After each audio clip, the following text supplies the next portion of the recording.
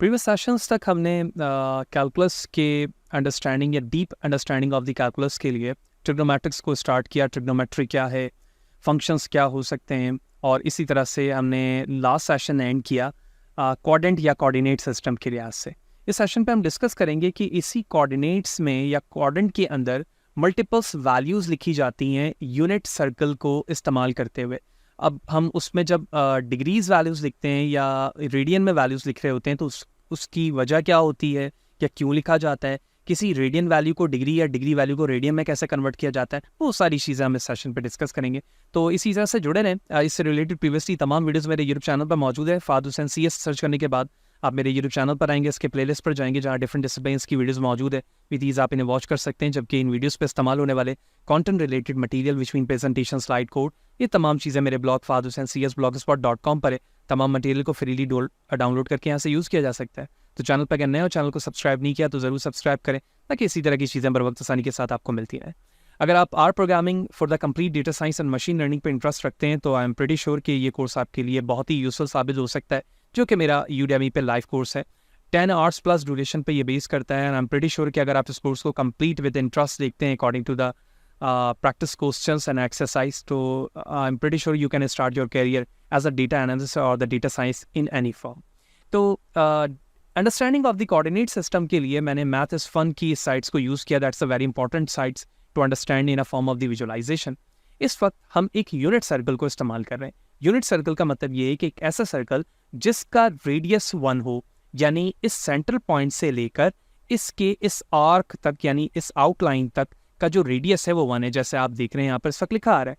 ठीक है, अब हमने जैसे कोऑर्डिनेट सिस्टम तक प्रीवियस सेशन पे जाना था कि एक सर्कल या कोऑर्डिनेट के अंदर रहते हुए हम ट्राइंगल ड्रॉ कर सकते हैं, जैसे मैं यहाँ पर कर रहा हूँ, और उस ट्राइंगल की मल्टीपल वैल्यूज हो सकती है। ठीक है, अगर मैं इस तरह से विजुलाइज करूँ तो आप देख रहे हैं कि जैसे जैसे मैं वैल्यूज को ऊपर की तरफ या नीचे की तरफ कर रहा हूँ तो मेरे एक्स और वाई की वैल्यूज चेंज हो रही है। ठीक, सबसे पहले तो हमें एक कॉन्सेप्ट समझना है कि जब आप इस पोजिशन पर मौजूद हो, बिल्कुल बॉटम पर, तो यहाँ पर आपके जो रेडियस की वैल्यू 1 है जबकि टेंजेंट 0, और हम जानते हैं कि जब हम टेंजेंट मालूम करते हैं हॉरिजॉन्टल लाइन का तो वो 0 होता है, हॉरिजॉन्टल यानी जब हॉरिजॉन्टल लाइन होती है। इसी तरह से अगर मैं स्टॉप पर जाऊँ 90 पे तो यहाँ पर अनडिफाइन है। ठीक है, क्योंकि इस जगह पर भी जो रेशो होगा वो अनडिफाइन होगा टेंजेंट के रिस्पेक्ट से।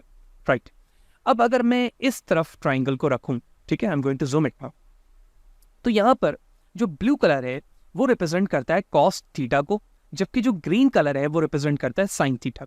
अगर आप ऊपर देखें तो ऊपर कॉस की वैल्यूज लिखी हुई है 0.803 एंड साइन की भी वही वैल्यूज लिखी हुई है, और उस ब्याह पर जो उनकी वैल्यूज आ रही है वो नीचे लिखी जा रही है। अब सवाल ये होता है कि वैल्यूज आ कहाँ से रही है। जैसे कि हमने जाना प्रीवियस सेशन पे कि ट्रिग्नोमेट्रिक्स की जो साइड्स हैं उन साइड्स के जो रेशोज हैं उन्हें साइन, टेन या फिर कॉस में लिखा जा रहा होता है। उनकी जो भी वैल्यूज रेडियस के रिस्पेक्ट से आ रही है उन वैल्यूज को इस्तेमाल करते हुए साइन या कॉस की वैल्यूज निकाली जा रही है। ठीक है, अब अगर मैं जूम आउट करूं और इस साइड्स के नीचे जाऊं तो यहाँ पर सबसे पहले सर्कल है। इस सर्कल को आप खत्म करके इसे डिग्रीज के फॉर्म पे देख सकते हैं। ठीक है, कोऑर्डिनेट्स, ठीक है, हम बाद में जिक्र करेंगे। कोऑर्डिनेट 1 2 3 के साथ लिखा जा रहा होता है। Angles, that's a very important thing. अब एंगल को हम समझते हैं। देखिए, जब हम 30 पर जाते हैं तो 30 के सामने ये डिग्री में वैल्यूज लिखी हुई है और इसी तरह से इन्हें एंगल्स फॉर्म पे लिखा गया है, π/6, ठीक है, π/4, π/3 एंड सो। इसका मतलब ये हुआ कि जब मैं अपने सर्कल को फर्स्ट क्वाड्रेंट पे कंप्लीट करता हूँ 90, वो बराबर होती है π/2, और जब हम हाफ सर्कल कर लेते हैं तो बराबर होती है ओनली पाई, यहाँ पर पाई लिखा हुआ है। ठीक है, और जब हम थर्ड क्वाड्रेंट कंप्लीट कर लेते हैं तो ये वैल्यूज हो जाती है 3π/2, और जब हम कंप्लीट खत्म कर लेते हैं यानी कंप्लीट सर्कल कर लेते हैं तो दैट इज इक्वल टू 2π। तो बेस्ड ऑन द एरिया, जब हम कंप्लीट यूनिट सर्कल के एरिया को कवर्ड कर लेते हैं तो दैट इज इक्वल टू 2π। ये हमें कॉन्सेप्ट याद रखते हैं। And the last one here is the radian. अब रेडियन को हम डिग्री, तो डिग्री के बेस पर अगर आप देखना चाहें तो डिग्री के बेस पर देख सकते हैं, और अगर आप दोबारा क्लिक करें तो आपको रेडियंस फॉर्म पे यहाँ पर वैल्यूज लिखेंगी जो यहाँ पे देखेंगे। ठीक है, अब ये कॉमन चीज़ें हमें समझ में आ गई। अब मैं स्लाइड पे चलता हूँ और हम डिग्री को रेडियन और रेडियन को डिग्री में कन्वर्ट होता हुआ देखेंगे। उसके बाद हम आएंगे इन कोऑर्डिनेट सिस्टम कि ये कोऑर्डिनेट सिस्टम यहाँ पर किस तरह लिखे गए हैं और इसका मतलब क्या होता है।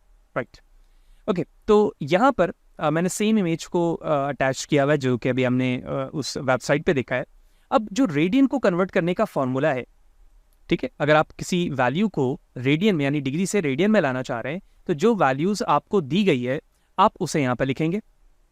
पाई की वैल्यू 3.14 होती है और उसको डिवाइड कर देंगे 180 से, जो भी रिजल्ट आएगा वो कन्वर्ट हो चुका होगा रेडियन में। अगर आप डिग्री में कन्वर्ट करना चाहते हैं तो आप डिवाइड करेंगे 180 divide by pi multiply by radian, जो वैल्यूज आपको दी गई। फॉर एग्जाम्पल अब 45, here it is 45 in a degree, which mean if I just want to convert this 45 into degree, it must be equal to pi upon 4. Here it is. 45 multiplied by pi upon 180, so which mean 45 multiplied by pi equal to 180. Divide करूंगा 45 और इस तरह से इसे 4 पे cancel कर दूंगा, 45 4 is 180 and pi upon 4 will be the radian value of this equivalent. Okay, 5 pi radian in a degree, 5 pi multiplied by 180 upon pi से pi कैंसिल हो जाएगा, 900 वैल्यूज आ जाएगी। तो इस तरह से हमारे पास इसकी वैल्यूज आ गई, that is a radian two degree values. अब सवाल ये होता है कि एक्चुअली हम रेडियन टू डिग्री या डिग्री टू रेडियन जाना क्यों चाह रहे हैं, लेकिन बहुत सारी ऐसी सिचुएशन होती है ट्रिग्नोमेट्रिक्स में या रियल लाइफ में जहां पर हम एंगल में रेडियन को प्रेफर करते हैं या फिर डिग्री को प्रेफर कर रहे होते हैं। इंजीनियरिंग फील्ड के अंदर ट्रिग्नोमेट्रिक्स के कैलकुलस के जब हम क्वेश्चंस पे जा रहे होंगे वहां पर देखेंगे कि कहीं पर किसी कॉम्प्लेक्सिटी पर या रिक्वायरमेंट के मुताबिक हमें डिग्री की वैल्यू दी जा रही होगी या रेडियन की वैल्यूज दी जा रही होगी। आई एम प्रीटी श्योर कि आपको डिग्री से रेडियन और रेडियस से डिग्री का कॉन्सेप्ट समझ में आ गया होगा, कन्वर्जन और उसकी इक्विवेलेंट वैल्यू लिखने का तरीका। Okay, back to the side. ठीक है, अब हमें कोऑर्डिनेट सिस्टम समझना है। देखो, जब हम कोऑर्डिनेट्स पर आते हैं, I am going to zoom it now, तो अगर मैं इस कोऑर्डिनेट की बात करूं तो इस कोऑर्डिनेट पे आप एक पैटर्न समझते हैं।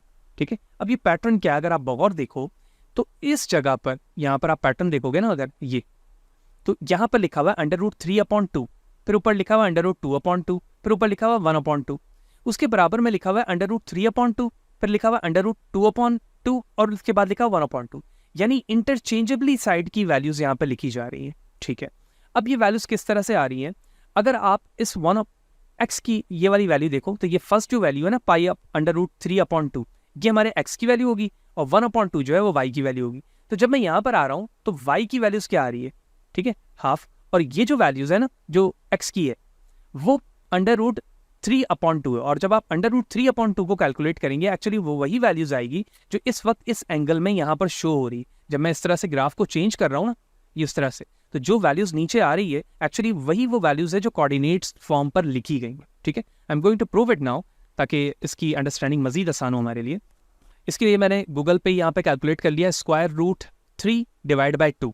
ठीक है, √3 डिवाइड बाई 2, इसकी वैल्यू आ रही है 0.866 and so on.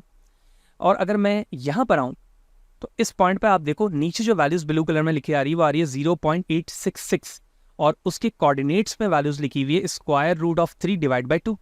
That's great. Similarly अगर आप x की वैल्यूज देखें तो 0.5 लिखा हुआ है ग्रीन में और इसकी जगह पर 1/2 लिखा हुआ है। Same logic for the all rest of the values. ठीक है, ये अच्छा, आपको ये सिर्फ 3 वैल्यूज पैटर्न पर याद रखने की जरूरत है। इन्हीं पैटर्न वैल्यूज को तीनों कोऑर्डिनेट्स पे with respect to the positive और नेगेटिव इस्तेमाल किया जा रहा है। जाहिर सी बात है जब मैं इसको शेप को मूव करता जाऊंगा तो हम प्रीवियस सेशन पे जान चुके हैं कि जब हम सेकंड कोऑर्डिनेट पे आते हैं तो कुछ वैल्यूज पॉजिटिव और कुछ नेगेटिव होती हैं। कौन कौन सी होती हैं वो हम डिस्कस कर चुके हैं। अब जैसे जैसे मैं यहाँ पर मूव होते हुए आ रहा हूँ इनकी x और y की वैल्यूज आ रही है, उनकी कोऑर्डिनेट्स इक्विवेलेंट लिखे हुए। ठीक है, इसी तरह से third equivalent values and the fourth equivalent values. That's all about the unit circle representation of the right angle triangle with respect to the quadrant, with respect to the cos theta, sin theta, coordinate values, radian and degree values and equivalencies. I'm pretty sure कि in future अगर हमें right angle triangles के किसी भी coordinates को दिया जाए जो इस तरह से लिखे गए हैं, हम देखते ही बता देंगे कि ये coordinates equivalent हैं यूनिट सर्कल्स के cos थीटा x वैल्यू और sin थीटा y वैल्यूज के, जो कि अभी हमने प्रूव होते हुए ही देखा। और अगर आप इसी स्नैप के टॉप पर देखो तो जैसे जैसे मैं कोऑर्डिनेट्स चेंज करता हूँ ऊपर वैल्यूज की इक्विवेलेंट वैल्यूज भी लिखी हुई आ रही हैं जिनको यूज किया जा रहा है। ठीक है, यानी हम यहाँ से 1 पॉइंट समथिंग वैल्यूज ले रहे हैं जो यहाँ पर एक्स एक्सिस और वाई एक्सिस की वैल्यूज है। इसी तरह यहाँ पर देखो मैंने एक्स एक्सिस और वाई एक्सिस की वैल्यूज ली यहाँ पर। ठीक है, एंड द लास्ट थिंग, अगर मैं इन तमाम को हटा दूँ, अब लास्ट जो चीज आ रही है वो है 10। अगर आप इस ग्रे कलर को देखो, ग्रे ये जो लाइन आ रही है 0.9 वाली, ये है 10 विच मीन टेंजेंट। और हम जानते हैं कि टेंजेंट ऐसी लाइन को कहा जाता है जो किसी एक पॉइंट को टच करते हुए गुजरे। इस tan थीटा की अगर आप वैल्यू देखें तो ये आ रहा है किस तरह से, साइन अपॉन कॉस। यानी इस जगह पर जब मैं आऊंगा तो इन दोनों की रेशो की जो वैल्यू होगी वही 10 होगी, जिसे इस लाइन से रिप्रेजेंट करके दिखाया जा रहा है। इसका मतलब ये हुआ कि राइट एंगल ट्राइंगल के अंदर जब हम यूनिट सर्कल के अंदर उसे रिप्रेजेंट कर रहे होते हैं तो उसमें साइन, कॉस, टेन ये तीनों मिलता है। इन तीनों के बिहाफ पर मैं कॉस, कॉट एंड कॉसेक भी फाइंड कर सकता हूँ और उसकी रिप्रेजेंटेशन कर सकता हूँ by using a ratio format. So that's all about in this session, जिसके अंदर हमने साइन थीटा, कॉस थीटा को रिप्रेजेंट कर लिया with respect to the radian and degree. Next session पे जाएंगे तो कुछ मजीद एडवांस चीज़ें देखेंगे, पैथागोरस आइडेंटिटीज, को फंक्शंस, ये सारी चीज़ें कॉन्सेप्ट हम जान सकेंगे। सारे कोर कॉन्सेप्ट को हम डिस्कस कर रहे हैं ट्रिग्नोमेट्रिक्स में, ताकि इन फ्यूचर जब भी ट्रिग्नोमेट्रिक्स से रिलेटेड फंक्शंस या प्रॉपर्टीज आ रही हो हम प्रीटी श्योर रहें कि ये क्या है, किस तरह से आ रहे हैं और इसके रेशियोज क्या डिफाइन कर रहे हैं। वीडियो चलिए तो लाइक करें, ज़्यादा लोगों को शेयर करें और उससे जुड़े इसी तरह से जुड़े रहें ताकि ये मोटिवेशन बरकरार रहे और अकॉर्डिंग टू द रिक्वायरमेंट में आपके लिए काम करता रहो। नेक्स्ट सेशन में मिलते हैं, सी यू देयर।